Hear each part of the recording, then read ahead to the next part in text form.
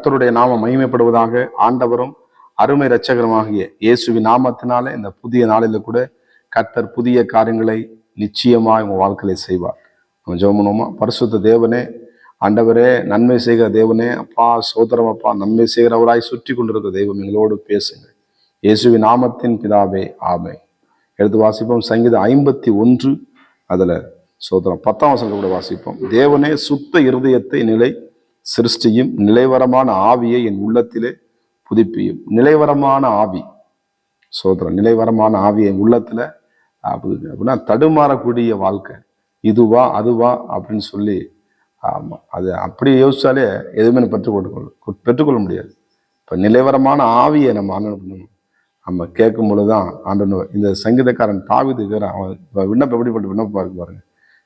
சோதரம், ஆண்டவரே என்ன பண்ணுவான், நான் நிலைவரமா என்ன பண்ணான், நான் என்ன பண்ணுவோம், அங்கிட்டு ஒரு கால் இங்கிட்ட ஒரு சேத்துல ஒரு கால் அங்கிட்ட ஒரு கால் வைக்காத படிக்கு உண்மை உறுதியா என்ன பண்ண மனதோடனா இருக்கணும். இறுதி அங்கிட்டு இங்கிட்டு அங்கலாயக்கூடாது, இருதயம் வேற பக்கம் செய்யக்கூடாது, உங்களுடைய வார்த்தைகள் மேல சார்ந்திருக்கணும் அப்படின்னு சொல்லி இந்த இடத்துல இந்த சங்கீதக்காரன் தாவீது என்ன பண்றான், நிலைவரமான ஆவி, ஆமா, நிரந்தரமா உங்களுடைய சமூகத்தை ஆமா தங்கியிருப்பதே நாடுவேன். என்ன இந்த பாவ அறிக்கை சங்கீதமாக இந்த சங்கீதம் 51 சொல்லப்படுது.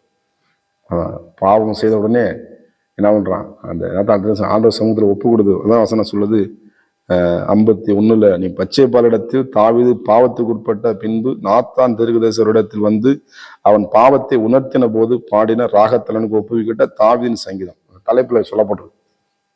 எனக்கு அருமையான தேவ பிள்ளைகள், அவன் என்ன கேட்கிறான், நிலைவரமான ஆவி. ஆமா, ஆண்டவர்கிட்ட கேட்க நம்மளும் என்ன பண்ணும், எசப்பா நிலைவரமான ஆவி எனக்கு கொடுங்க. ஆமா, ஒரு ஒரு முடிவு எடுத்து டக்குன்னு என்ன பண்ணுவான், மாத்துவான். ஆமா, எல்லாம் ரெடி ஆகிட்டு டக்குன்னு பண்ண ஒரு முடிவை என்ன டக்குன்னு வேற முடிவை மாத்துறது. ஆமா, முடிவு எடுத்துட்டீங்கன்னா ஆமா இயேசு கிறிஸ்து எல்லாத்தையும் பார்த்துக்கொள்ளும். யெகோவா ஈரே. ஆமா, அவன் பலி செலுத்துன்னு ஆபிரகாம் முடிவு பண்ணிட்டாப்புல. ஆமா, ஆண்டவர் சொல்லிட்டா உடனே மலைக்கு ஏறி பண்ணாப்புல. ஆமா, பிள்ளையை கூட்டிட்டு மலைக்கு போறாப்புல. சோத்திரம்.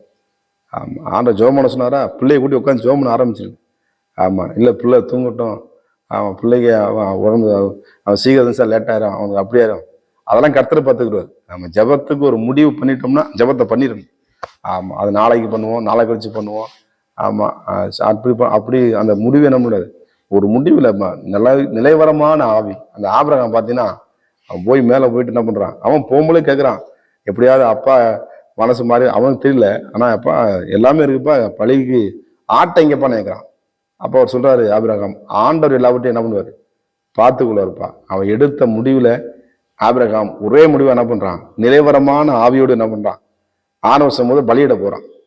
இந்த புதிய நாளில் கூட அருமையான தேவ பிள்ளைகளே, நீங்க ஆண்டவருடைய சமூகத்துல நிலைவரமான ஆவியான கொடுங்கப்பா. நான் அப்படி இப்படி டக்குன்னு பேச்சு மாறிடுறேன், நான் பேச்சு மாறக்கூடாது. ஆமா, ஆணையத்துல நஷ்டம் வந்தாலும் என்ன பண்ணா தவறாது இருக்கிறான் என்று இன்னொரு வாசிக்கிறான். அவன் போயிட்டு அவன் பலி செலுத்தி மறுபடியும் என்ன பண்றான், அவன் சொல்ல, எப்போ அவன் பிள்ளையாண்ட மேல நீ கையப்படாத, நீ எனக்கு பயப்படுறன்னு நான் உன்னை இப்போ அறிஞ்சிருக்கிறேன். போயிட்டு என்ன பண்ண, மேலே போகும்பொழுது அவன் சோகத்தோட தான் போறாப்புல, ஆனா கீழே வரவங்க என்ன பண்ண சந்தோஷத்தோடு வர்றாப்புல, ஆண்டவருடைய ஆசீர்வாதத்தை பெற்று கொண்டு வர்றாரு. எனக்கு அருமையான தேவ பிள்ளைகளே, நிலைவரமான ஆவியை நம்ம என்ன பண்ணோம், பெற்றுக்கொள்ள வேண்டும்.